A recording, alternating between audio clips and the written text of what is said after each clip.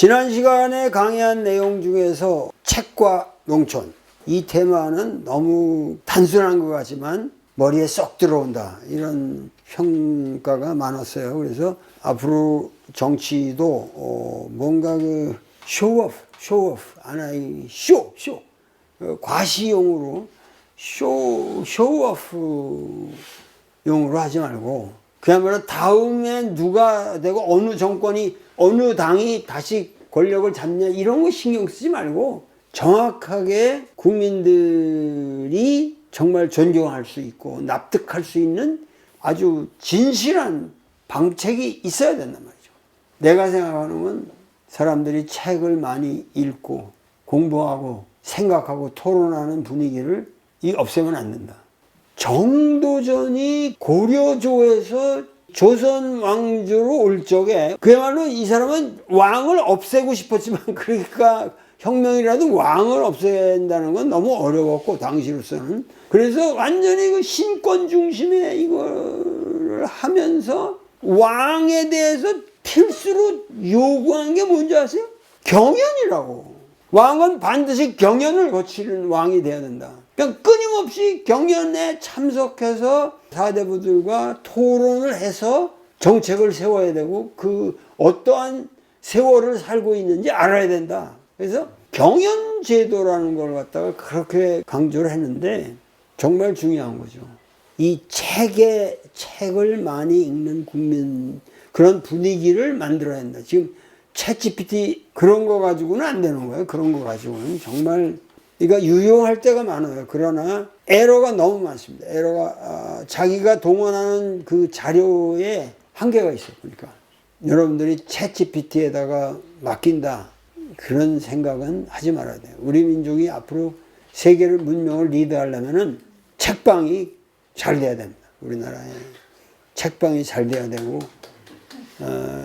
둘째는 뭐냐면 농촌이 풍요로워야 되고, 우리가 아직도 쌀을 생산한다는 게 얼마나 귀한 겁니까? 그 쌀이 얼마나 맛있습니까? 한국 쌀이. 이런 게 거의 소비가 지금 안 되고 있다는 거. 그리고 여러분들이 어디 가든 오게닉 푸드 찾잖아요. 다들 그냥 당장 먹을 때는 전부 오게닉 푸드 찾으면서, 오게닉 푸드라는 게 뭐예요? 외국에서 오는 거 오게닉 하나도 없어요. 전부 이 땅에서 바로 재배가 돼야 되는데, 그러면 농민들이 있어야 되잖아요.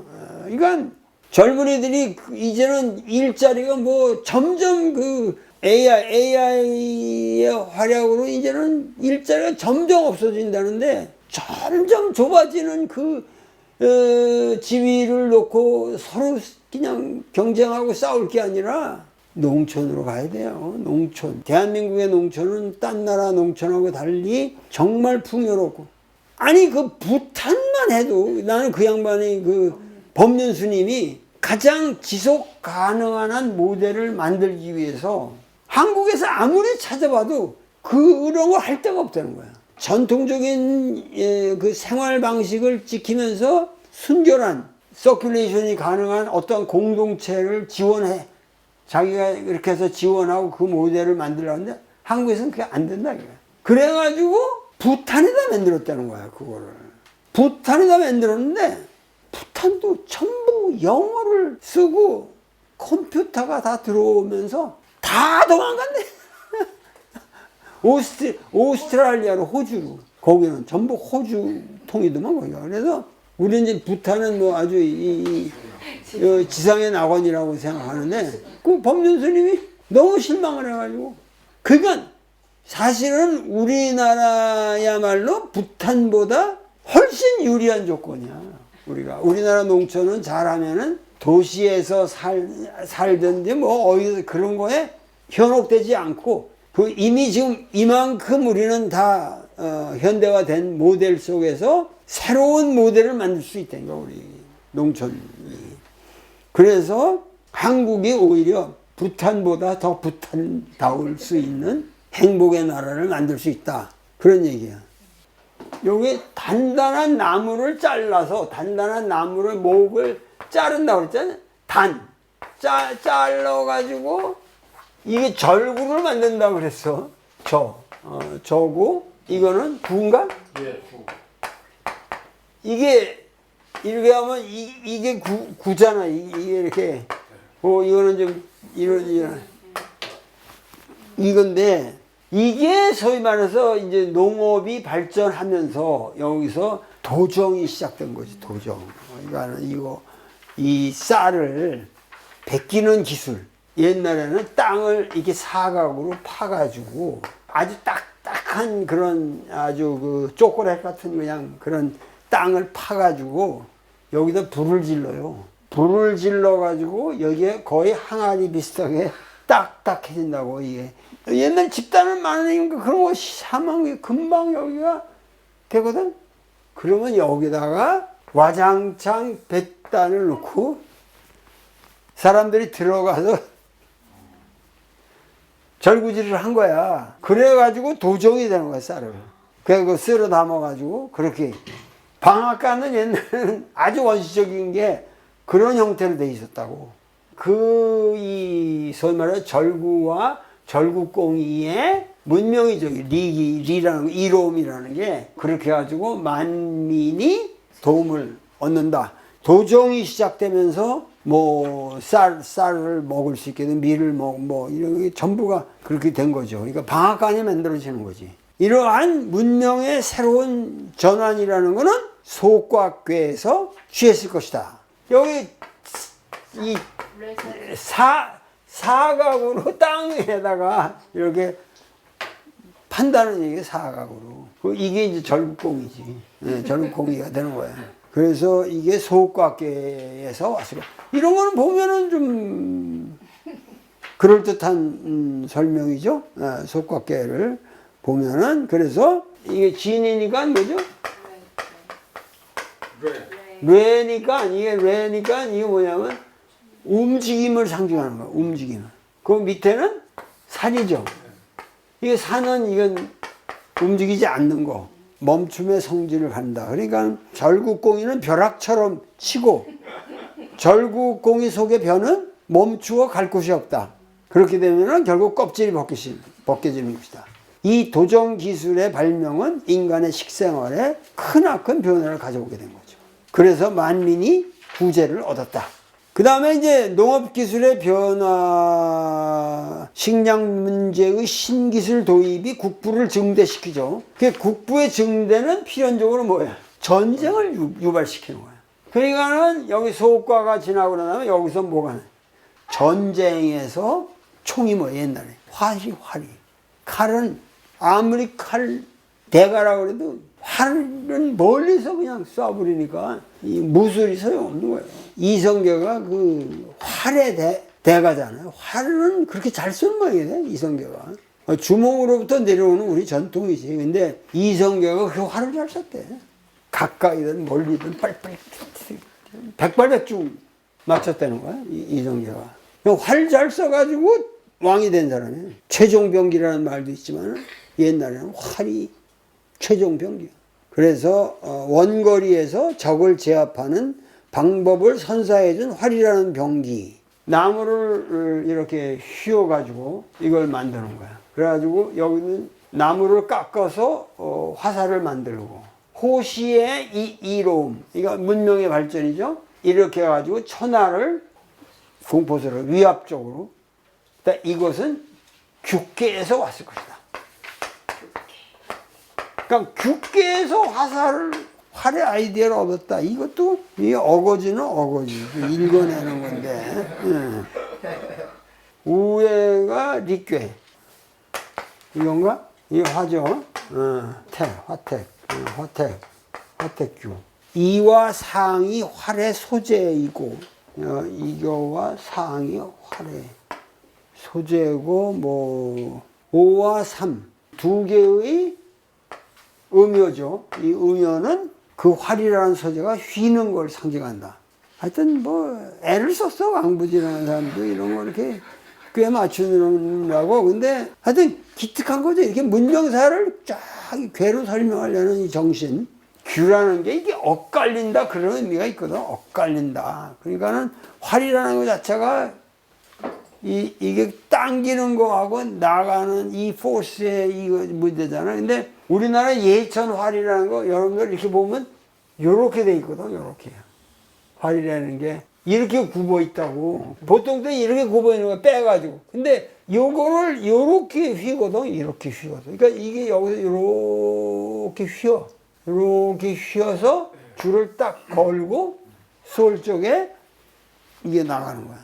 그러니까 우리 예천 활은 요렇게 생겼어요. 보통 평상시에는. 그걸 요렇게 휘어서 딱 줄을 걸어서 딱 활이 모양이 되는 거지. 그러니까 활 그러면은 한국이에요. 그죠?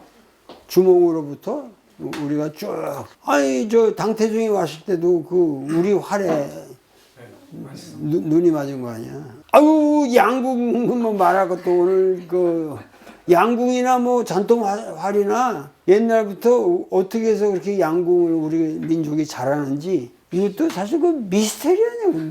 그거 미스테리에 가까운 거야. 근데 한국 사람들 어떻게 그렇게 잘하는지 이 여자들도 딱 맞춰야 할 때 가서 딱 맞힌단 말이야. 만점을 맞는단 말이야. 딴 애들 가면 항상 마지막 그 순간에 흔들리거든. 그래가지고 뭐 옆으로 삑사리가 나는데 우리 선수들은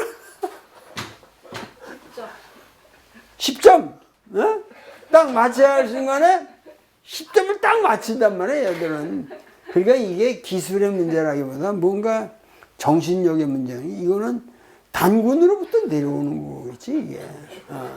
그 설명이 안 돼. 그 올림픽 그 놈들이 막 나쁜 놈들이 그냥 룰을 바꾸고 그렇게 나쁜 놈들이지. 그러면 안 되지 그거를. 그러니까는 하여튼 재미난 얘기입니다. 그 다음에 점점 생활이 윤택해지니까 건축까지 이제 건축의 문제야. 상고 시대로부터는 사람들이 집을 만든다 그런 게 아니라 꼭 이렇게 동굴에 들어가서 혈거를 했다는 거. 있는 자연 상태에 이렇게 함몰되어 있는 데를 찾아서 거기다 집을 짓고 살았던 거죠. 지금도 그 모택동이 거기 도착했던 그 연안에 가면은 전부 이 굴을 파가지고 굴에 이렇게 절벽에 굴에 이렇게 해서 쭉 길이 나 있고 그래요. 근데 우리나라 과거에 군정학교 같은 거는 다 그런 데서 했던 거거든요. 근데 이 들어가 보면 상당히 쾌적하고 좋습니다. 이 전부 황토 있는 데고. 그러니까 그 내깔도 보면 그냥 그야말로 진한 그냥 황토 초콜릿 녹인 물 같은 게 그냥 막 흘러가는 거예요. 하여튼 독립운동사 10부작 그 영화를 만들면서 다큐를 만들면서 구경을 잘했어요, 저는. 혈고하다가 야초라는 거는 그냥 들판에서 그렇게 흩어져 살았다. 이게 야초겠죠? 그러다가 후세 성인이 이거를 바꾸자. 왜 이렇게 사냐, 니들. 바꾸자. 뭘로 바꾸냐? 이제 이것도 변화지, 여기지. 궁실로 바꿨어요, 궁실로. 그 궁실로 바꾸는데 여기에 뭐라면 상동하우라고 그랬거든. 이 동이라고 하는 게 이게 건축을 이렇게 하면은 여기가 주춧돌을 놓고 기둥을 세운단 말이야. 기둥과 기둥 사이를 이렇게 연결해야 이게 쓸 거 아니야. 요 가로라고 그래야 할까? 요 가로로 가는 것이 보라고, 우리가 보라는 말이 이게 량이라고. 량. 이거를 또 저쪽에다가 또 하나 해놓고 이쪽으로 연결을 한단 말이야. 요게 우리말로 도리예요, 도리 해가지고 여기다가 또 이렇게 세워가지고 이렇게 해가지고 이렇게 해서 이렇게 해서 이렇게 하면 이 밑에 여기가 용마루인데 여기가 도리라는 게 이게 동이라고. 그러니까 하여튼 이름이 많은데 보와 도리만 이해하면 돼. 보와 도리. 근데 중간에 아주 큰 게 들어가면 우리가 이걸 대들보라고 그러는 거란 말이야. 동량에 의해서 이것이 그러니까 건축의 딥 스트럭처지. 이것이 만들어지면서 일반 서민부터 궁궐까지 이게 같은 스트럭처야, 이거는. 그러니까 후세 성인들이 궁실로서 다 이렇게 이걸로 바꾸니까 이게 상동하우가 됐다, 이게. 여기가 상동 이 밑에가 하우가 되는 거예요. 그래가지고 풍우를 다 피할 수가 있게 돼요. 이거는 대장. 아래의 사양효는 이거는 마룻대를 올리는 것을 뭐 상징하고, 위에 두 음요는 석가래를 아래로 내리는 것을 말한다. 이것도 왕부지설인데 뭐 크게 설득력이 있지 않다. 그래서 석가래라는 건 뭐야? 마룻대에서 이 보루 이렇게 내려오면 이게 석가래예요. 석가래라는 거는. 그 이름들을 알아두셔야. 나는 간결하게 이와 같이 생각한다. 대장의 괴상은 집이 위에서 요동치고 있는 나쁜 기후를 건실하게 막아내고 있는 모습이다. 아늑한 하늘이 지붕 아래 있는 모습이다. 괴명 또한 크게 건실하다는 의미이다. 대장이니까, 그죠? 이렇게 해서 건축사적인 문제를 또 해결했습니다. 그래서 이제 도시가 만들어지고, 뭐 사람들이 전부 이제 문명에 이거를 갖추게 된 거죠. 다음 시간에 공부하겠습니다. 감사합니다.